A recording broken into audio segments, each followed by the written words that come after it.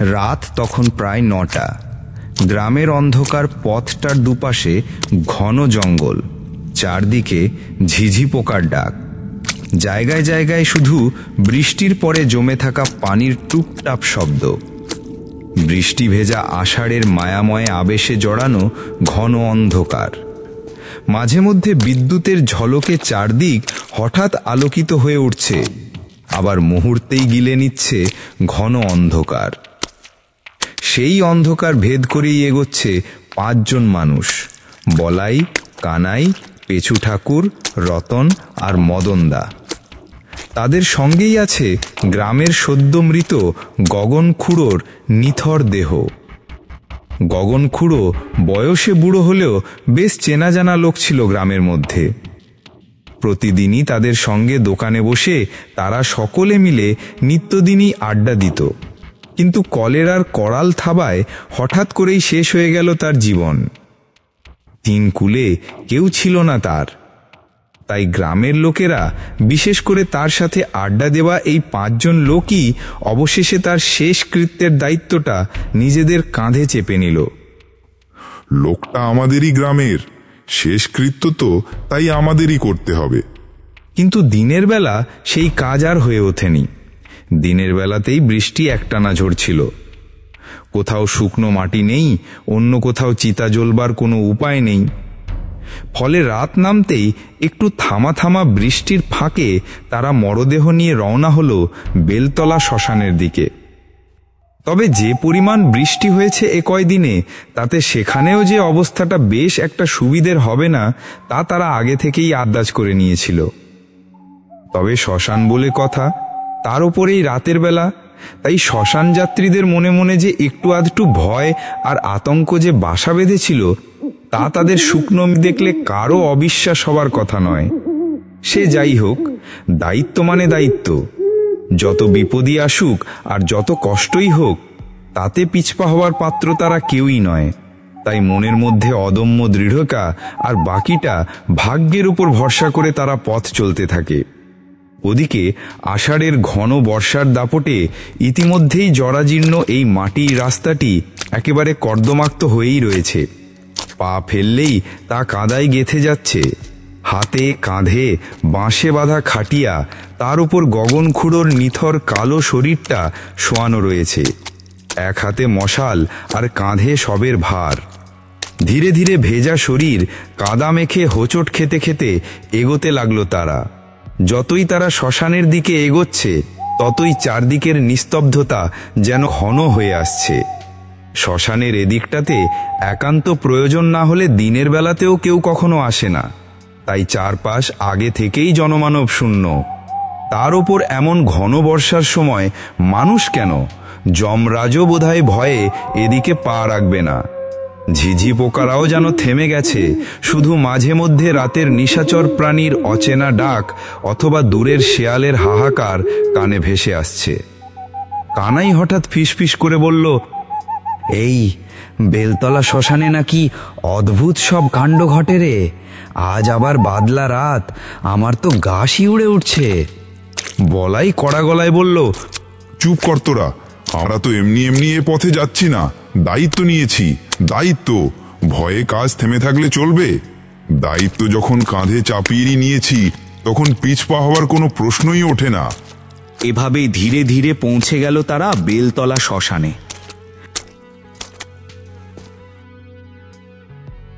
শ্মশানটার চারপাশে লম্বা বেলগাছ সারি বেঁধে দাঁড়িয়ে আছে। বাতাসে সেই গাছগুলো দুলছে, ভিজে পাতার শব্দ হচ্ছে শস শস করে। শ্মশানের ভেতরে একটি চালা ঘর আছে, টালি দিয়ে ঢাকা, তবে চারপাশে প্রায় কোনো বেড়া নেই। ২-৪টে বাঁশে ঠেকানো কাঠের ফালি, তার অনেকগুলো আবার ভেঙে গেছে, ফলে ভেতরটা প্রায় খোলা। তারা মরদেহটাকে সেই চালা ঘরটার ভেতরে রেখে যখন চিতা সাজানোর কথা ভাবছে, তখন হঠাৎই আকাশ ফেটে নামল অঝোরে বৃষ্টি, সঙ্গে কাঁপানো বজ্রপাত। উপায়ান্তর না দেখে তারা সকলে মরদেহটাকে পাশে রেখে আশ্রয় নিল চালা ঘরের ভেতর।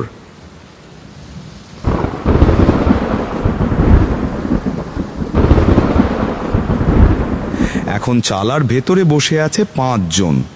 সকলের মনে হতাশা আর চাপা আতঙ্ক কাজ করছে, তবে মুখে তারা কিছুই বলছে না। পাশে রাখা লণ্ঠনটার কাঁপা আলো আর মরা গগন খুঁড়োর নিথর দেহ পাশে শুইয়ে রাখা। চারদিক একেবারে অন্ধকার, বৃষ্টির তোড়ে আশেপাশে কোনো নিশাচর প্রাণীর ছায়াটুকুও নেই। এরই মধ্যে লক্ষ্য করল তারা, যারা প্রথমে তাদের সঙ্গে এসেছিল তারা বৃষ্টির সুযোগে একজন একজন করে গা ঢাকা দিয়েছে সে কবেই। হয়তো 1-2 করে বহু আগেই পেছন থেকে সটকে পড়েছিল, তাই এখন শুধু এই 5 জনই বাকি।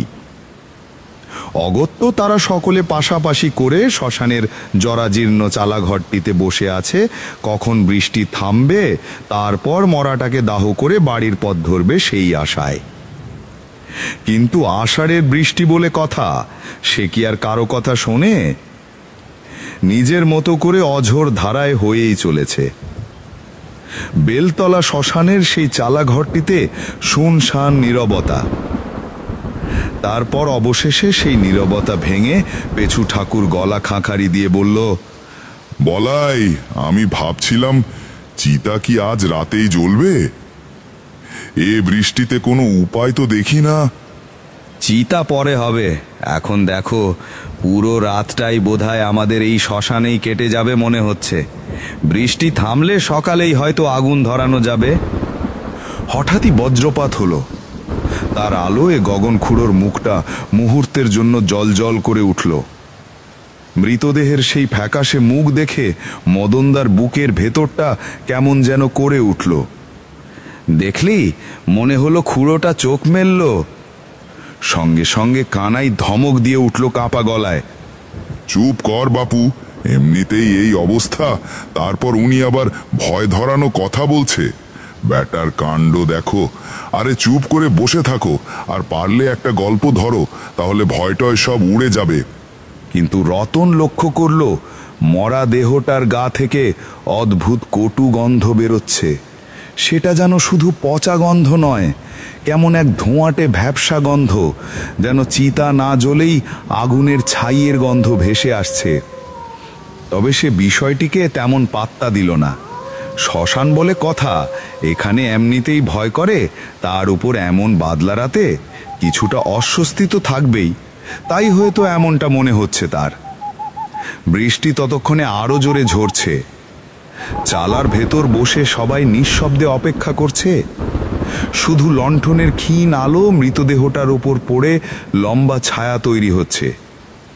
কেউ কিছু বলছে না, তবে সবার চোখ মুখেই অস্বস্তি আর অদ্ভুত ভয় খেলে যাচ্ছে। এই গভীর রাতের শ্মশান, পাশে রাখা মরদেহ, ঝড় বৃষ্টি আর বজ্রপাত সব মিলিয়ে যেন এক অদ্ভুত অশরীরী আবহাওয়া তৈরি হচ্ছে প্রতি মুহূর্তে। কিছুক্ষণ সকলেই চুপচাপ বসেছিল। চারপাশে তখন শুধু ঝিঝি পোকার ডাক আর দূরে কোথাও শেয়ালের হুক্কা হুয়া শব্দ ভেসে আসছে। এরই মাঝে কানাই হঠাৎই নিস্তব্ধতা ভাঙল। কানাই আলতো হেসে বলল, আরে এইভাবে চুপচাপ বসে থাকলে তো ঘুম পেয়ে যাবে। কে জানে আর কতক্ষণ অপেক্ষা করতে হবে আমাদের। তার চেয়ে বরং একটু গল্প করা যাক। এই জায়গায় গল্পই তো সবচেয়ে মানানসই। পাশেই বসা পেছু ঠাকুরও সায় দিল, হ্যাঁ মদনদা, তুমি তো সেই কত যুগ ধরে শ্মশানে মরা পড়াচ্ছ, নিশ্চয়ই কত কি দেখেছ। একটা ভালো গল্প শোনাও না। গল্প আছে অনেক, তবে আজ যে গল্পটা বলবো তা এই শ্মশানের নয়। আমার যখন বাবা বেঁচে ছিলেন তখন আমরা থাকতাম অচিন্তপুরে।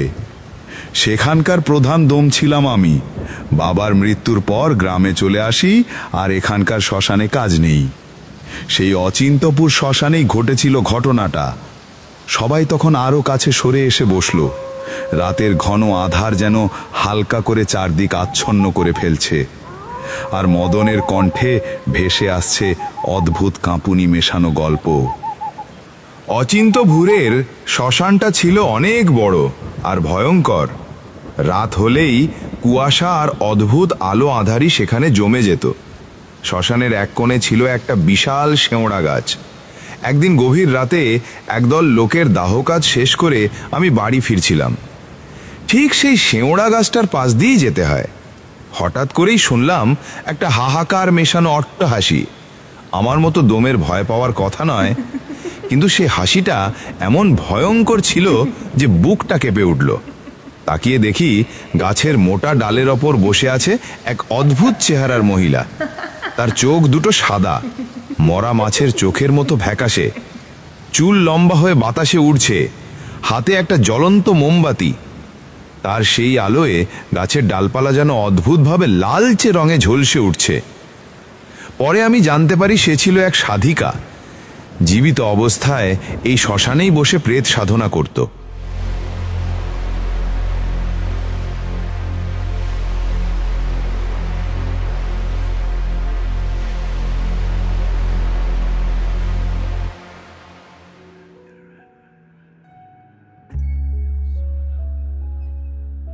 আমি পূর্ণিমা। আজ বহু বছর হলো নানা প্রকার অশুভ শক্তির সাধনা করেছি, তবে আজও আমি কি পূর্ণতা পাইনি হে গুরুদেব?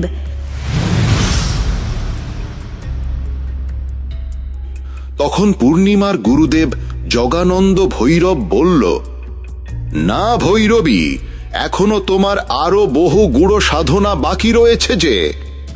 তবে হ্যাঁ, সামনে যে রাত আসতে চলেছে, এই রাতে আমি তোমাকে একটি নতুন সাধনার উপায় ও উপকরণ জানিয়ে দেব। তবে এই সাধনার জন্য তোমার প্রয়োজন হবে অদম্য সাহস, আর তার সাথে ক্রমাগত আমার শিখিয়ে দেওয়া মন্ত্রটির যথাযথ উচ্চারণ। তবে এই সাধনার জন্য তোমার প্রয়োজন হবে একটি মৃতদেহ, আর তোমাকে এই সাধনা করতে হবে সেই মৃতদেহের উপরই। আসন পেতে বসে থাকতে হবে তোমাকে সারা রাত ধরে। যদি তুমি এই ক্রিয়া সম্পন্ন করতে সমর্থ হও, তবেই জাগ্রত হবে এক বিভৎস ও অতি শক্তিশালী পিশাচ, আর সেই পিশাচ তোমার সর্বদা সঙ্গী হবে। তবে মনে রেখো, সেই পিশাচ যদিও তুমি লাভ করতে পারো, কিন্তু তাকে সব সময় তোমার বশে রাখতে হবে, আর সেই পিশাচও সব সময় সুযোগ খুঁজতে থাকবে তোমার জাদুর মায়াজাল থেকে মুক্তি পাওয়ার জন্যে।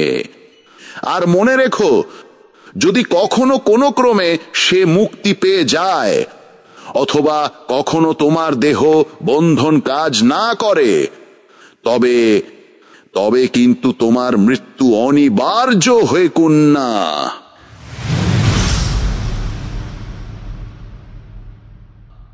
বুঝেছি গুরুদেব, আমি নিশ্চয়ই পারব। আমি হাকিনী, ডাকিনী, সিদ্ধ যোগিনী, সাধিকা, ভৈরবী। আমার কাছে এই সব সাধনা নিতান্তই তুচ্ছ হে গুরুদেব। তবে আপনার পরম সাহায্য থাকলে আমাকে কোনো পিশাচ কোনো প্রকার ক্ষতি করতে পারবে না। তবে শোনো, আমি শুধু তোমাকে এই সাধনার উপায় ও পদ্ধতি জানাতে পারি, কিন্তু এই সাধনা সম্পূর্ণভাবে তোমাকে একাই করতে হবে। এই সাধনার সময় তুমি ব্যতীত অন্য কারোর কোনো উপস্থিতি থাকা সম্পূর্ণরূপে নিষিদ্ধ। সুতরাং কোনো প্রকার বিপদ যদি ঘটে, তবে আমি কিন্তু কোনোভাবেই তোমাকে সাহায্য করতে পারবো না। এই বলে ভৈরব পূর্ণিমাকে সকল নিয়ম কানুন শিখিয়ে দিয়ে তার গন্তব্যের দিকে যাত্রা করল।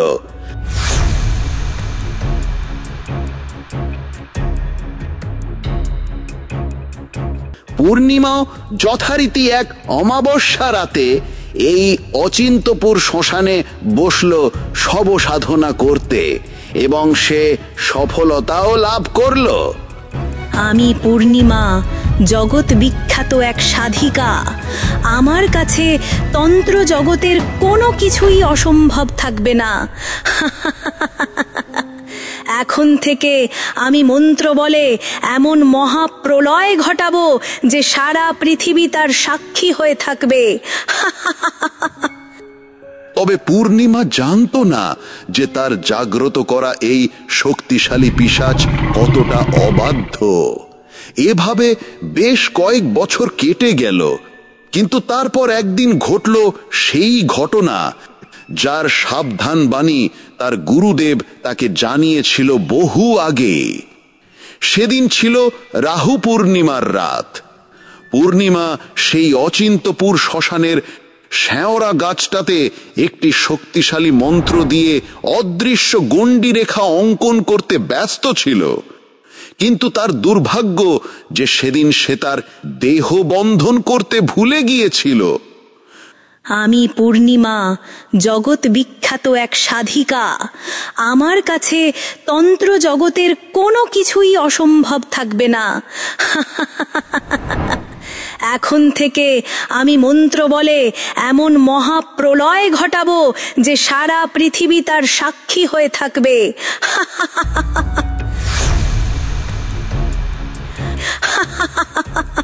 আজ আমি এই শ্যাওড়া গাছটিকে ব্যবহার করে এমন এক রেখা আঁকবো যার প্রভাবে এই সমগ্র গ্রাম আমার কবজায় থাকতে বাধ্য হবে।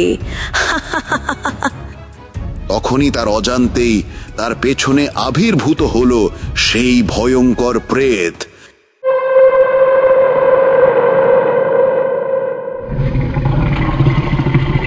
যা এখান থেকে, আমি এক বিশেষ ক্রিয়া করছি, এখানে কারু থাকা চলবে না, যা বলছি। কি ভেবেছিস আমাকে জাগ্রত করে তুই সারা জীবন এভাবে আটকে রাখতে পারবি আর আমাকে দিয়ে তোর গোলামি করাবি? আমি যোজ্জক পিশাচ, আমি কারোর কেনা গোলাম নয়। আমি যেমন আগে মুক্ত ছিলাম আর চিরদিনই মুক্ত হয়েই থাকবো, তবে যাবার আগে তোকে তোর প্রাপ্যটা আমি পুরাপুরি বুঝিয়ে দিয়েই তবে যাব। পূর্ণিমা বুঝল আজ ভয়ঙ্কর সর্বনাশ হয়ে গেছে।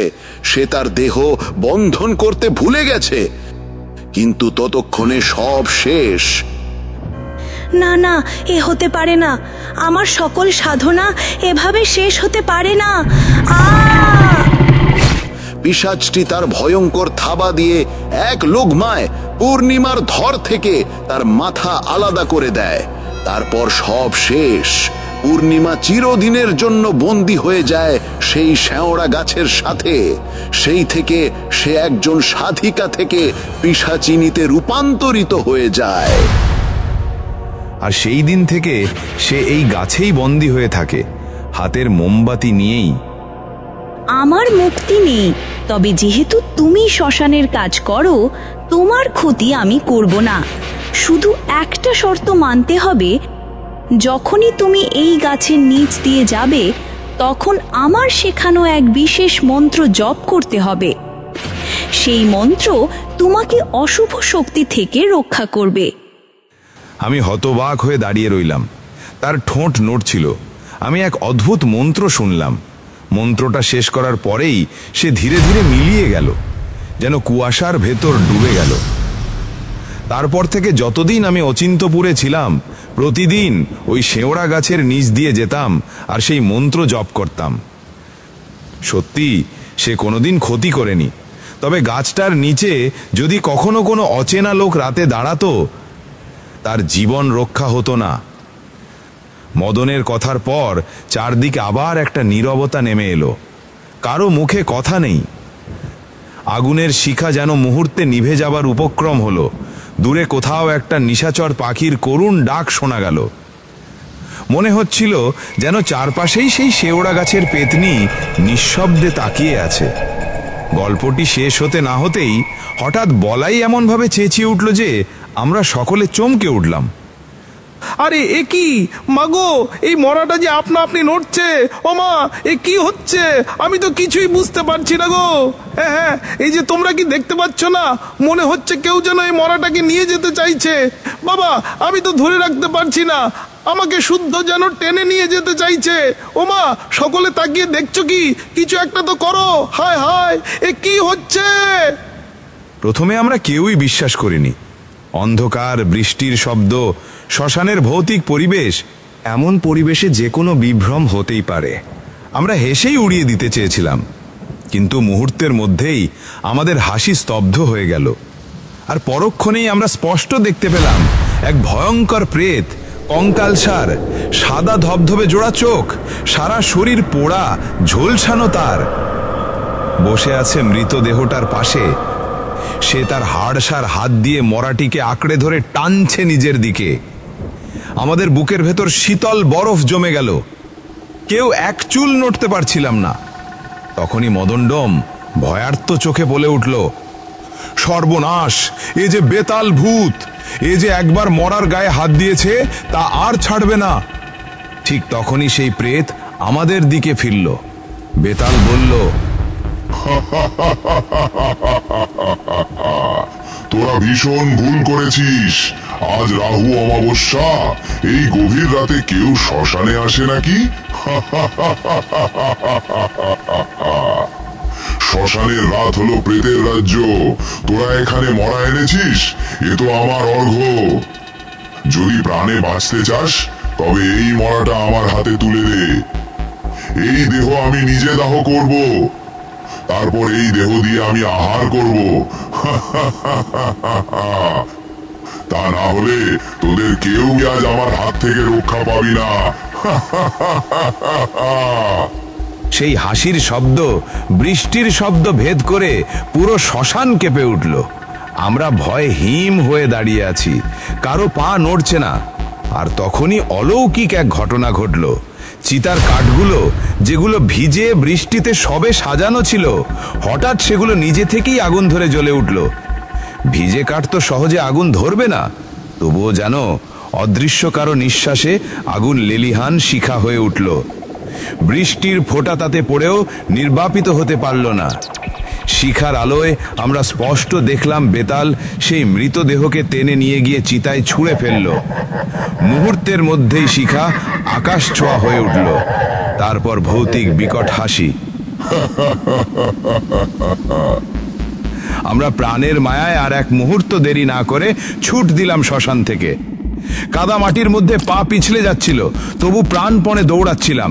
পেছন থেকে সেই হাসি যেন আমাদের বুক কেঁপে তুলছিল। বাড়ি ফিরে আমরা কেউ কাউকে কিছু বলিনি। ভয়ে আমাদের মুখ শুকিয়ে গিয়েছিল। জানতাম যদি কারো কানে ঘটনাটা যায় তবে গ্রামের মানুষ উল্টো আমাদেরকেই দোষারোপ করবে। তাই ঠিক হলো এই ঘটনা আমাদের 5 জন ছাড়া আর কেউ জানবে না। কিন্তু আমরা জানি রাতে যা ঘটেছিল তা নিছক অলীক নয়, নিছক কুসংস্কার নয়।